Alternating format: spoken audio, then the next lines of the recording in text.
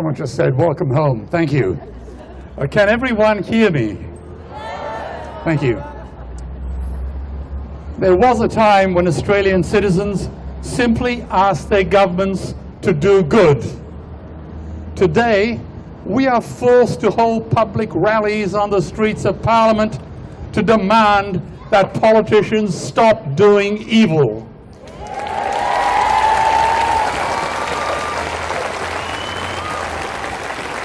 A pox on their house.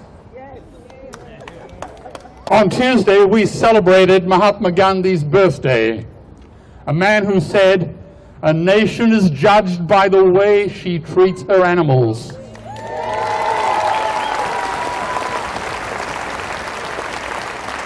Well, today, by Gandhi's measure, all around the world, Australia is being judged in the harshest of light. Indeed. And tomorrow we celebrate St. Francis's Day, the patron saint of animals.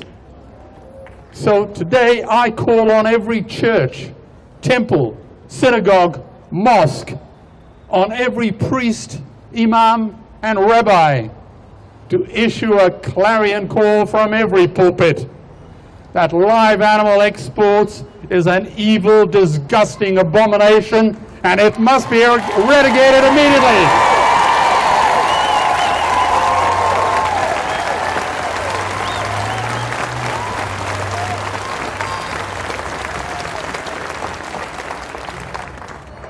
Donald Hall said that Australia was the lucky country, and Bob Hawke said he wanted us to become the clever country.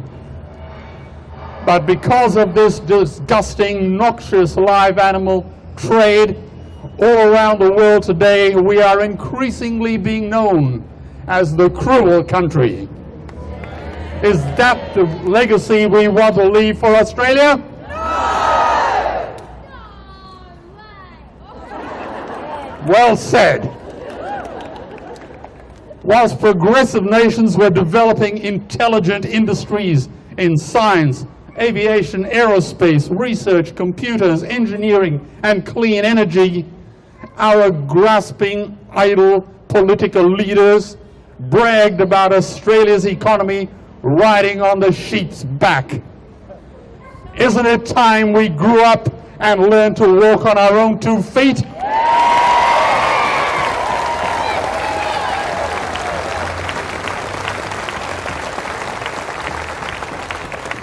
To use our brains to create rather than our brawn to kill. We must no longer be a nation of factory farmers or bloody quarrymen.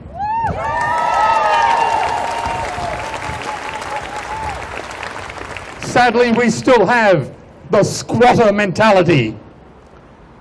When I listen to the haunting chords of that beautiful song, Waltzing Matilda, I wish the swagman had kicked the squatter's backside, chucked him into the billabong, nicked his thoroughbred, and run off with Matilda.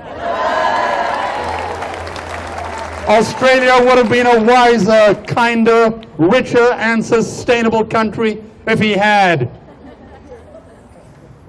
Let's make no mistake about it. Live animal export is not an industry. It's a bloody atrocity.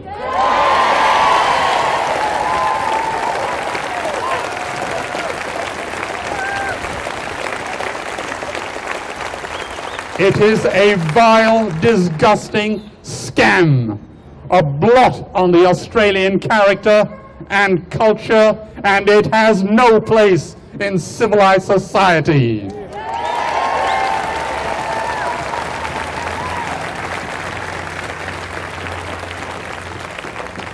Any politician who supports this vile trade should hang his head in shame and apologize or resign immediately.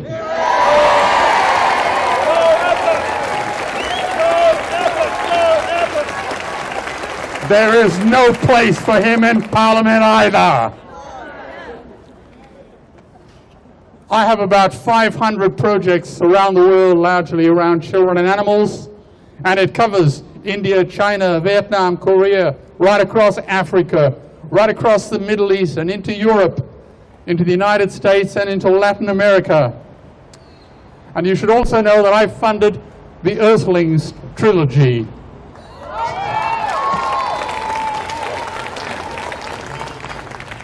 So believe me when I tell you I have seen a lot of stuff. And I've filmed atrocities around the world that would terrify and disgust the most battle-hardened, tough Australian soldier. Believe me, the live animal industry and trade is the most egregious, nasty, and brutish of anything I have ever seen anywhere. And I challenge every politician to send my DVD footage to every Australian household before the election, and I'm willing to pick up the tab to do so.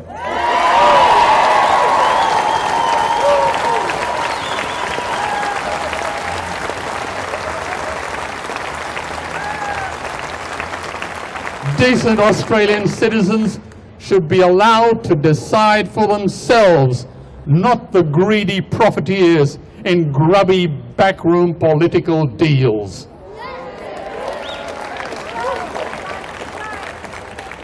The livestock trade lies to you when they arrogantly claim that they and they alone will improve animal welfare standards in these foreign countries. And they pompously imply that they are educating the Middle East and that they are doing animal welfare a favor. What a shameful, preposterous, outrageous lie.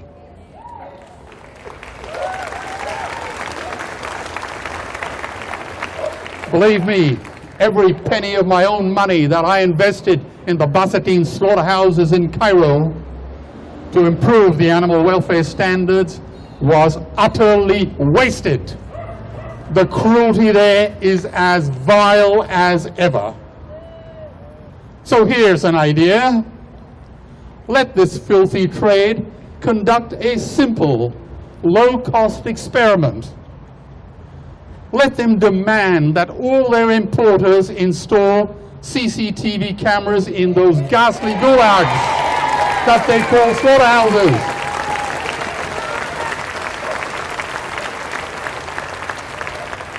And let them broadcast a direct feed onto the internet 24/7. It won't cost much. Let the whole world see this grim, nasty, squalid bacchanalia of butchery. After all, what have they got to lose? They've been telling us how good things are. People with nothing to hide, hide nothing.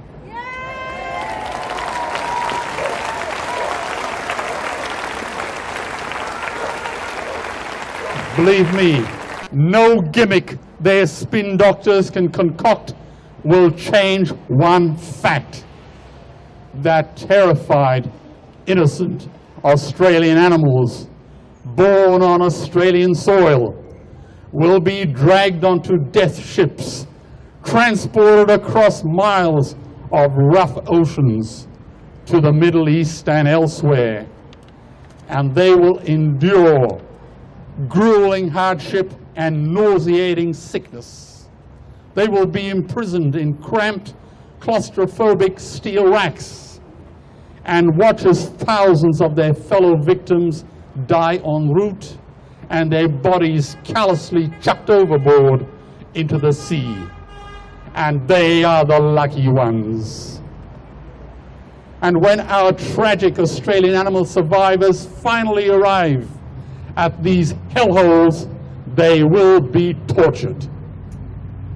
Each individual sentient animal from Australia will suffer an agonizing, terrifying death at the blood-stained hands of brutal, knife-wielding strangers. And it will be another nail in the coffin of Australia's reputation. These are the facts. And anyone who defends this hideous industry is indescribably cruel, blindingly ignorant, or deliberately obtuse.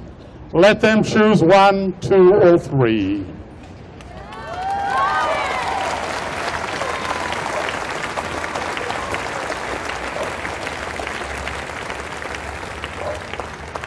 Isn't it ironic? Our Australian history books tell touching stories of young Australian soldiers in the Middle East at the end of World War I who refused to leave their faithful horses behind, choosing instead to take the last sad and lonely walk with their beloved horses out of sight and ending their lives with a bullet in the brain from a service revolver. And where did all these tragic, sad scenes happen? In the same bloody places that this cruel trade is sending tens of millions of Australian animals to their agonizing death for 30 pieces of silver. Can you think of a more humiliating betrayal of a nation's trust? Can you tell me, and tell me the truth, can you think of a more egregious betrayal of trust? No! I come from the corporate world, and my friends and I and my colleagues remember the days when Australia was admired as the fair go country. This cruel trade has made us the anything for a buck country. And remember, every industry in Australian economic history has undergone rationalisation.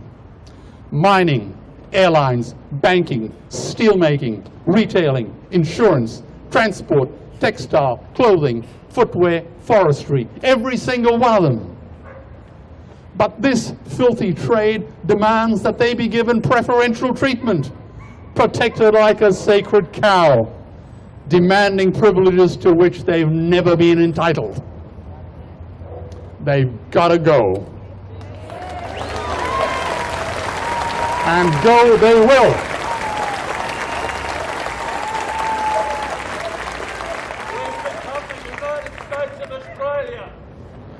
As Martin Luther King said, cowardice asks the question, is it safe? Expediency asks the question, is it polite? Vanity asks the question, is it popular? But consciences ask the question, is it right?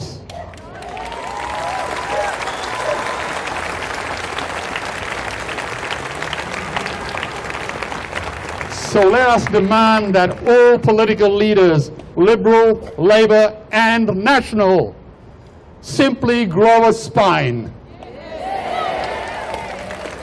and ban this filthy trade once and for all, simply because their conscience tells them that it is right.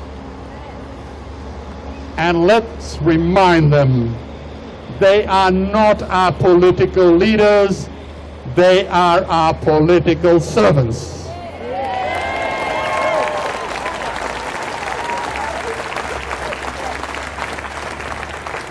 I asked one of my colleagues to call Rupert Murdoch a few months ago to discuss the live animal export issue with him.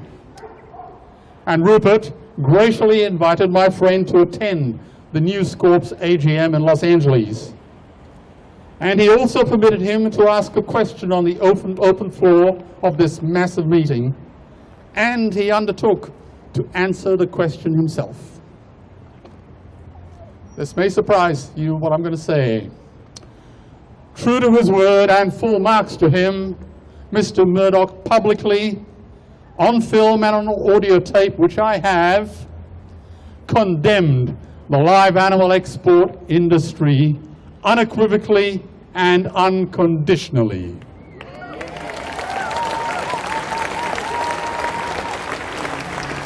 And it's on tape.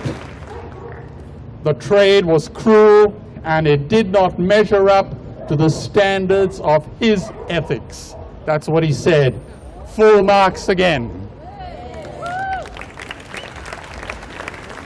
We must always give credit when it is due. Then a little later, one of his newspapers in the UK breached the most fundamental principles of decency, invading the privacy of citizens for commercial gain. Rupert Murdoch stated that his newspaper did not measure up to the standards of the ethics he held, the same words that he'd said just a few months earlier. And then he surprised the whole world with his decision. He shut the newspaper down, the News of the World. Over 100 years of tradition gone, not a moment's hesitation. So today, there's a method to my madness. Today, I call on Mr. Murdoch to show the same strength of character and shut down every newspaper that has publicly endorsed this vile trade, the very trade that he himself has already condemned. Shut them down. We know their names, we know their addresses. Let's shut them down and fire every editor who supported this vile practice. And after I've thrown that left hook, it's time for me to throw an uppercut as well. I also call upon him to castigate the cowardly politicians who ignore this vile cruelty on Australian animals, a subject that I have to say Mr. Murdoch himself has not tried to shirk. Once again, credit where it is due. And may I also put on record the fact that at the Australian of the Year Awards, Dame Elizabeth Murdoch, his wonderful mother, one of Australia's greatest human beings, graciously put her name alongside mine on a public notice which we published in every newspaper around Australia, condemning the ghastly live animal export trade.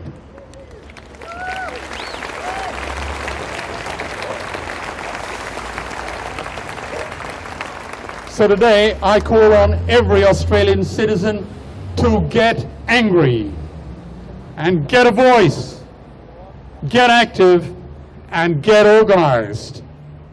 Tell every person you know and every politician you elect, we can fire them just as easily as we hired them. The game is up.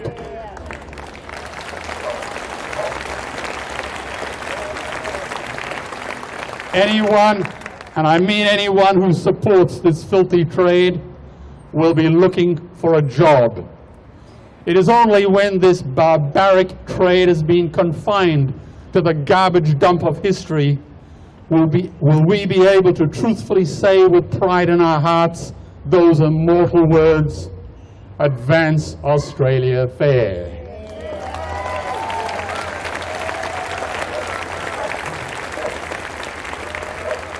Let's bring on that wonderful day. Australian animals have earned the right to be treated decently, and they have waited long enough. Let's end this barbaric trade once and for all. Let's do it now. Thank you.